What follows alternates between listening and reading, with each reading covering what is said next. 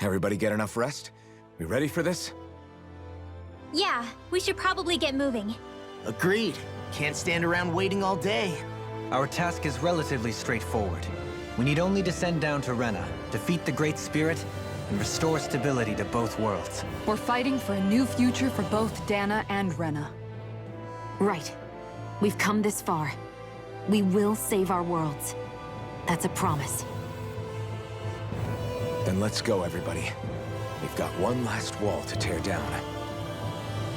Repairs on your starship are complete. Everything is in working order. Is that you, Hevrek 35? You can see us from where you are? I can. I can see anywhere within the bounds of Dake Faisal.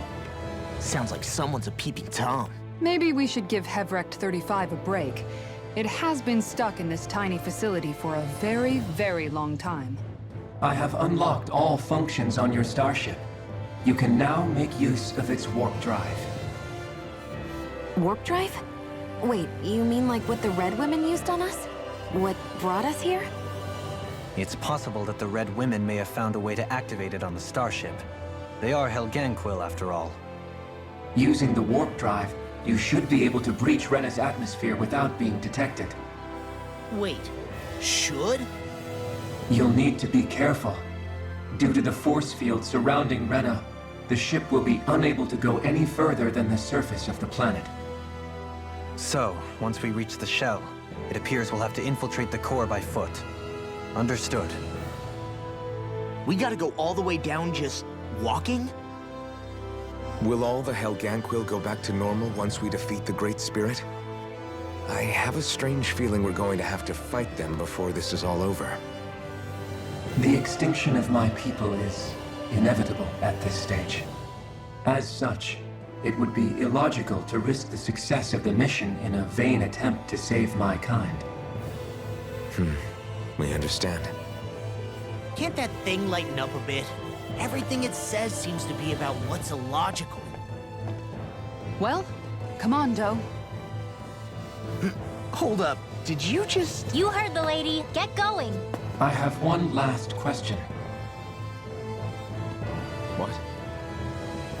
As Sovereign, your identification number indicates that you are well past your predicted life expectancy. Similarly, the Maiden lacks any identification number, as her function should have been rendered unnecessary. Despite this, the two of you continue to exist. Why?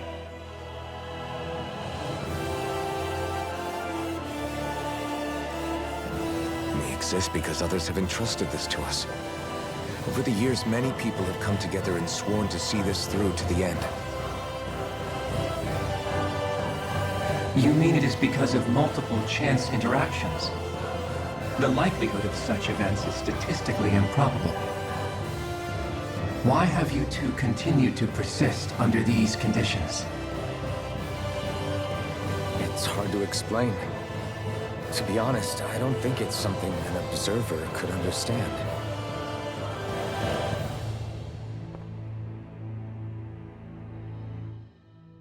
All right, time to get back on the Fall Knights.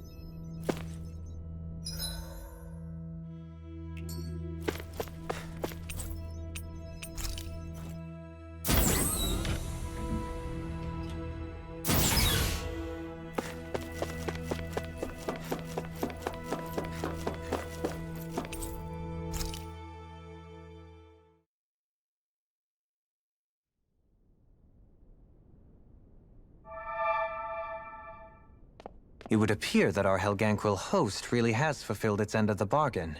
You know what that means. Time to go to Rena. I guess this means we should give that warp drive a spin.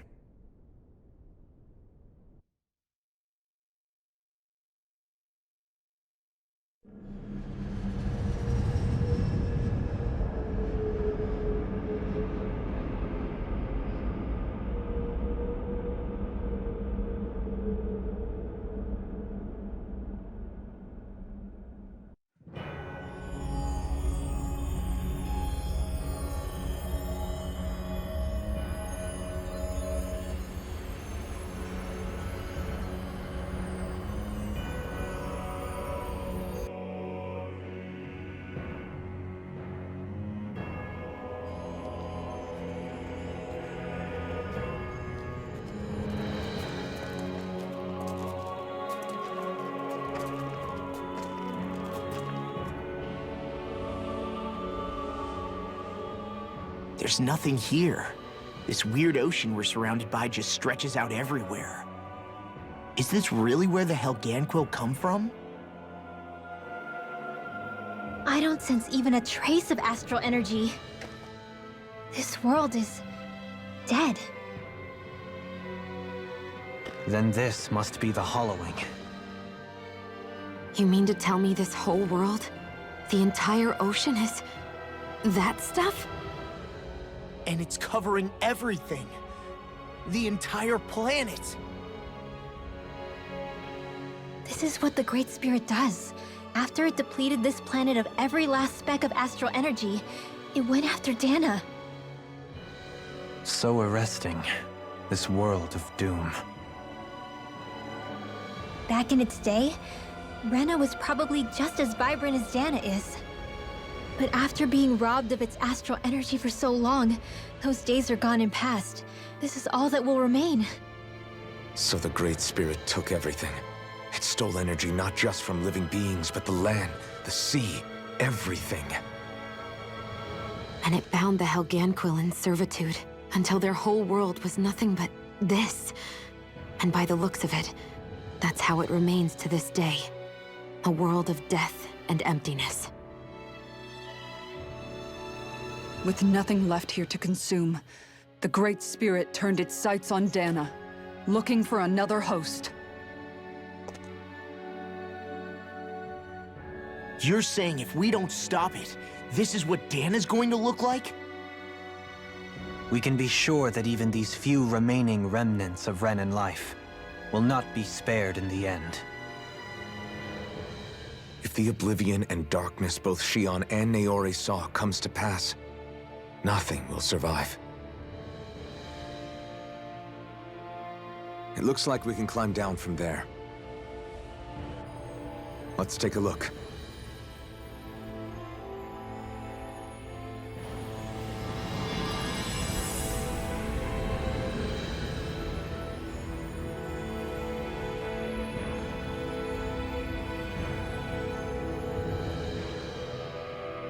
So this is Rena. This is where everything began. Yet it's a dead world? I won't let Dana suffer the same fate. Ever.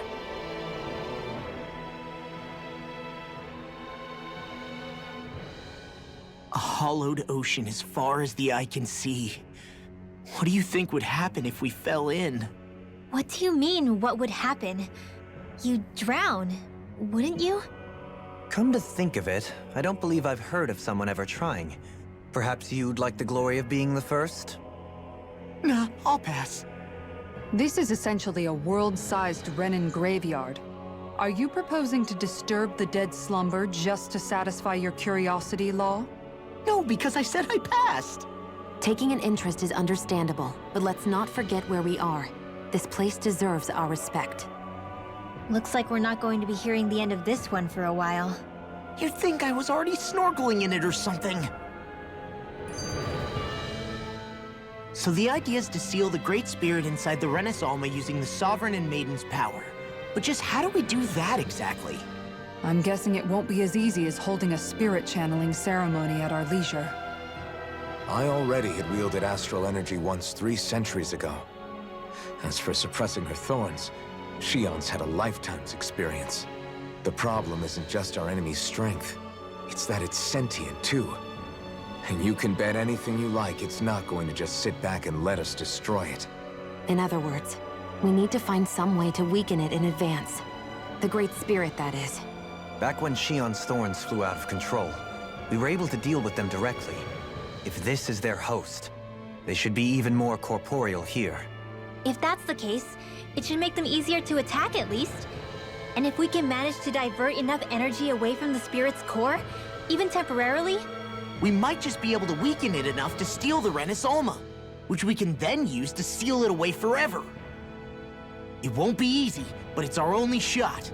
Time to buckle up. Question for you.